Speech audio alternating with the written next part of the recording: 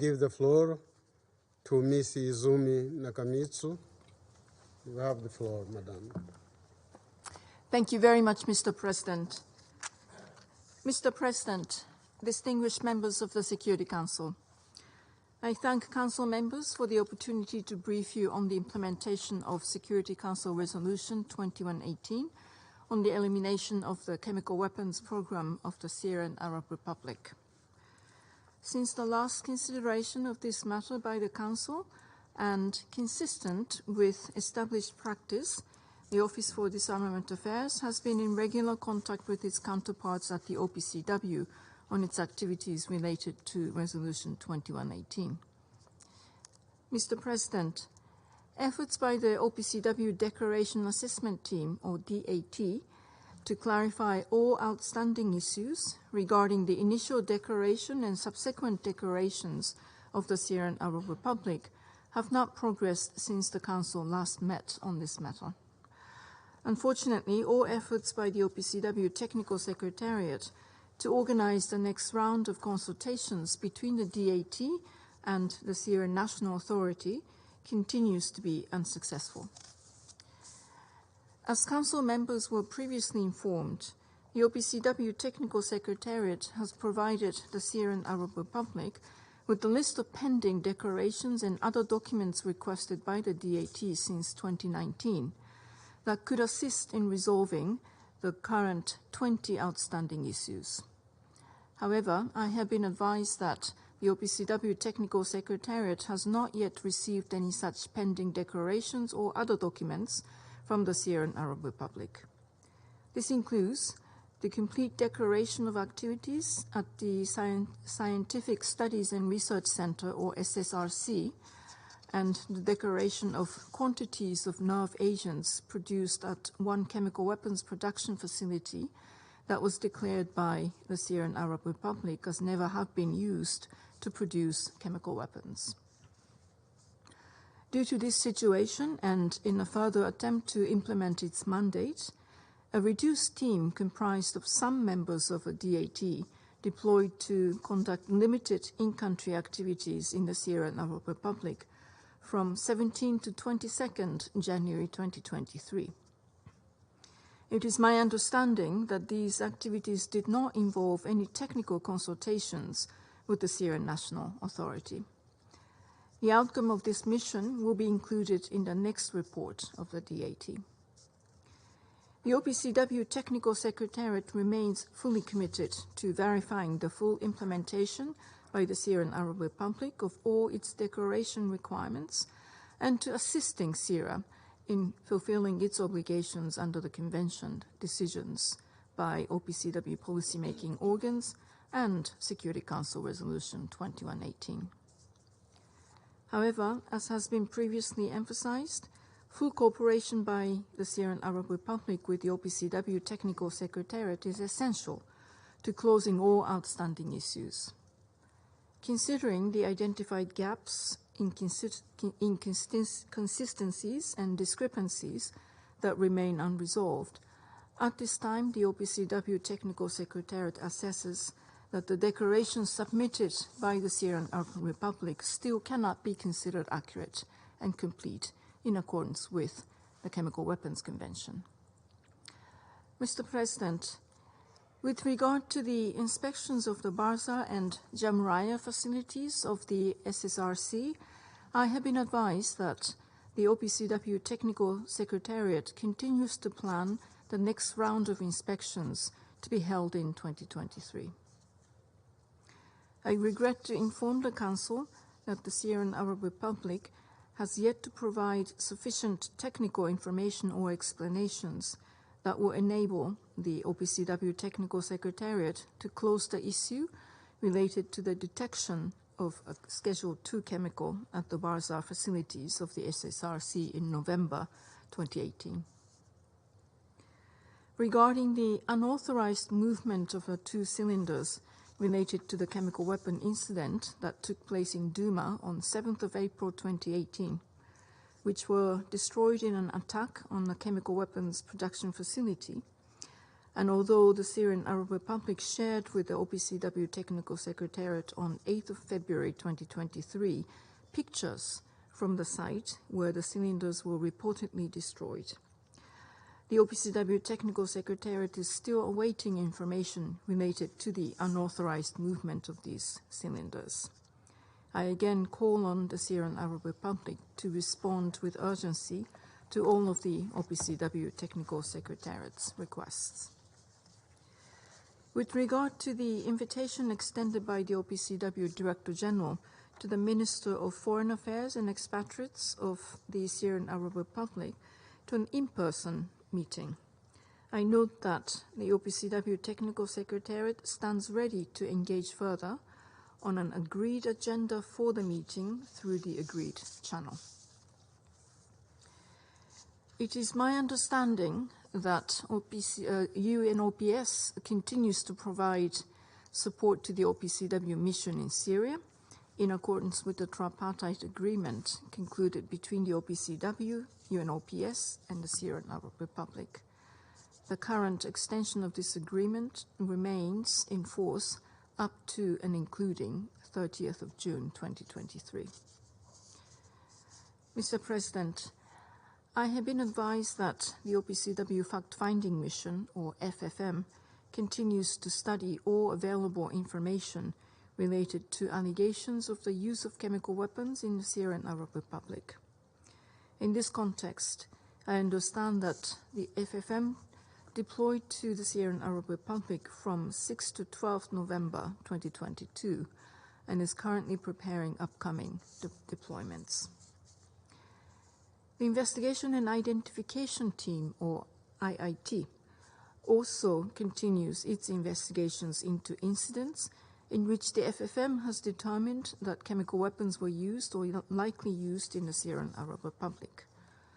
On 2nd February 2023, the Director General of the OPCW and the coordinator of the IIT briefed states parties in The Hague on the third report of the IIT, in which the IIT concluded that the Syrian Arab Air Force was responsible for chemical weapons use in an incident in Douma on 7th of April 2018, killing at least 43 named individuals and affecting dozens of others. Council members will recall that at the invitation of the President of the United Nations Security Council, the Director General and the coordinator of IIT also briefed the Council on the report during last month's meeting on 7th of February. The IIT will issue further reports in due course. Mr. President, distinguished members of the Security Council, in closing, I would like to reiterate that any use of chemical weapons is a grave violation of international law, and it is imperative that those responsible for such attacks are identified and held accountable. This is not only what we owe to the victims of such attacks, but it is critical for international peace and security to ensure continued respect for the strict norm against chemical weapons. It is my sincere hope that members of this Council will unite on this issue and show leadership in demonstrating that impunity in the use of chemical weapons would not be tolerated.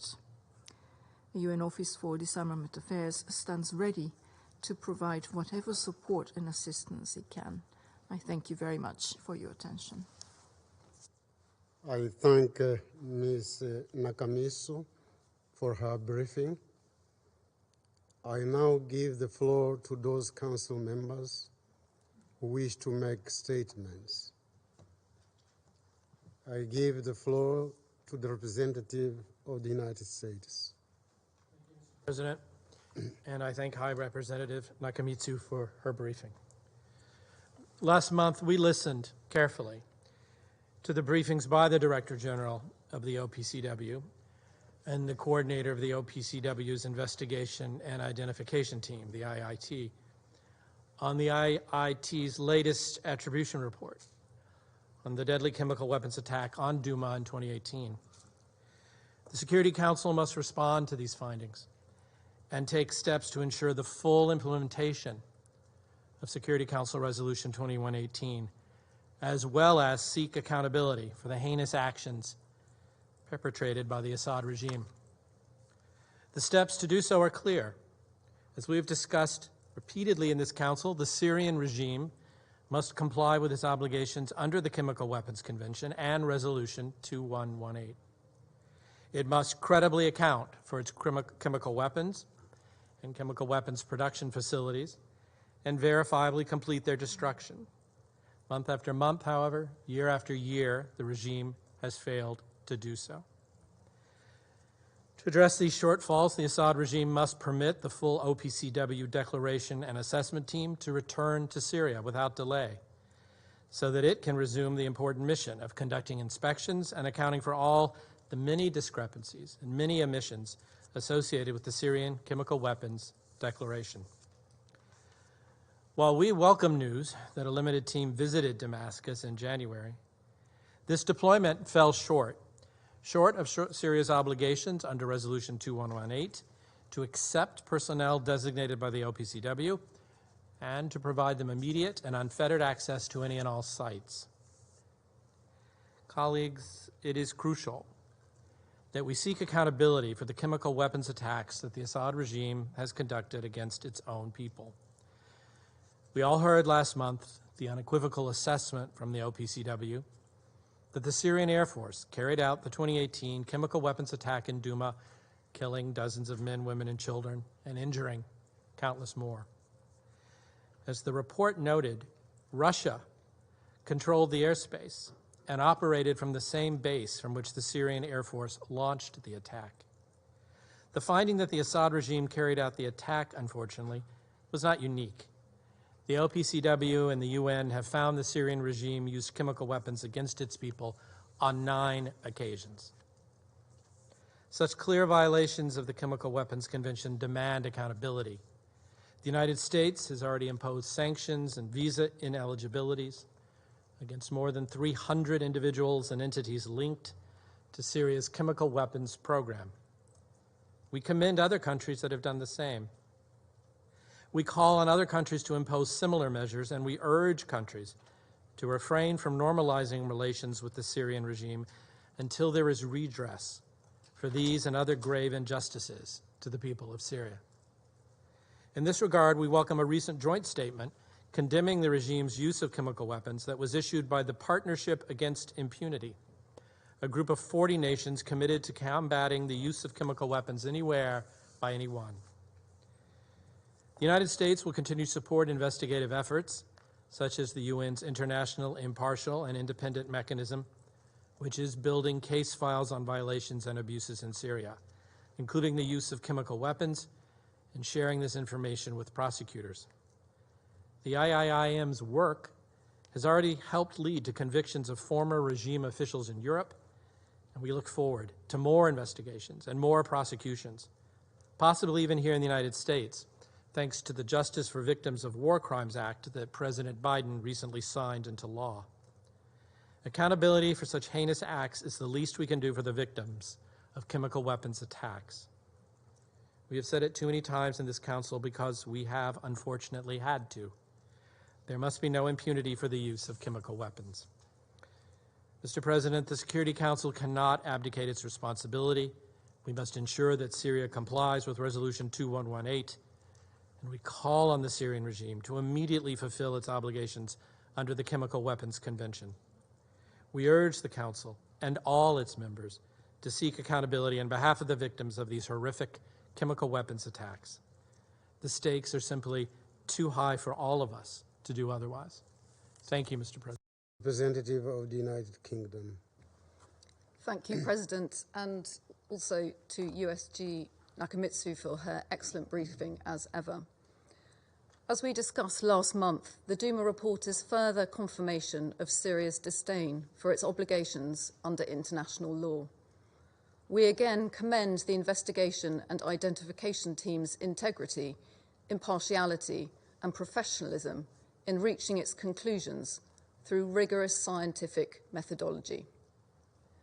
The Duma report has also exposed Russia's repeated attempts to discredit and undermine the OPCW to protect the Assad regime from accountability. The reprehensible scapegoating of the white helmets is aimed at deflecting attention. The white helmets' life-saving work has been demonstrated time and again, including during the recent earthquake response. President, it is also worth noting that today marks 5 years since 2 Russian GRU agents carried out a chemical weapons attack in the UK, killing a British citizen and injuring others. It is therefore perhaps not just the Assad regime that it is attempting to protect. President, Duma represents the 9th attributed instance of chemical weapons use by the Assad regime. Given this consistent pattern of behaviour, and without progress on any of Syria's outstanding declaration issues, we cannot exclude the possibility that the Assad regime might use chemical weapons again. As we have said many times, the outstanding issues on Syria's declaration are neither academic nor historic. While Syria continues to fail to comply with its obligations under the Chemical Weapons Convention, its chemical weapons programme presents an ongoing threat to international peace and security. It is therefore incumbent on this Council to continue to discuss the matter and to continue to bring pressure on Syria to cooperate with the OPCW. Thank you. I thank the representative of the United Kingdom for their statement. I now give the floor to the distinguished representative of Brazil. At the outset, I would like to thank Mr. Izumi Nakamitsu for her briefing today. Would also like to reiterate Brazil's solidarity to the peoples of Syria and Turkey after the devastating earthquake that hit both countries last month. The Brazilian government announced the donation of water purifiers and 7 tons of nutritious dehydrated foods to the government of Syria as part of the efforts to help address the immediate needs of the affected populations. We express our deepest sympathies for their losses. Mr. President, as we stated last time, the events described by the IIT's latest report are extremely serious and must be subjected to a thorough and impartial analysis in accordance with the Chemicals Weapons Convention. While we have concerns about the process that led to the establishment of the IIT, as well as questions regarding the challenges it faced in the implementation of its mandate, we acknowledge the gravity of its conclusions. Brazil has given the report its due consideration in view of our unwavering commitment to the prohibition of use of chemical weapons. We condemn the use of any chemical weapons anywhere by anyone and under any circumstances. Any use of such weapons represents a threat to international peace and security in direct violation of the Chemical Weapons Conventions. Brazil sees the use or threat of use of any weapon of mass destruction as incompatible with international humanitarian law.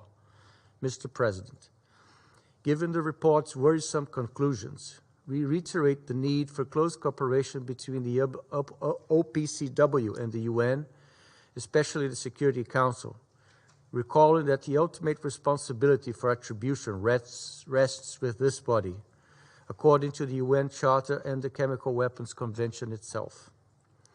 We express our hope that Syrian authorities and the OPCW can engage in effective cooperation in order to clarify the episodes of chemical weapons use and to address the outstanding questions regarding the declared chemical arsenal of Syria and its destruction. This cooperation is essential to closing the Syrian chemical file. Thank you, sir.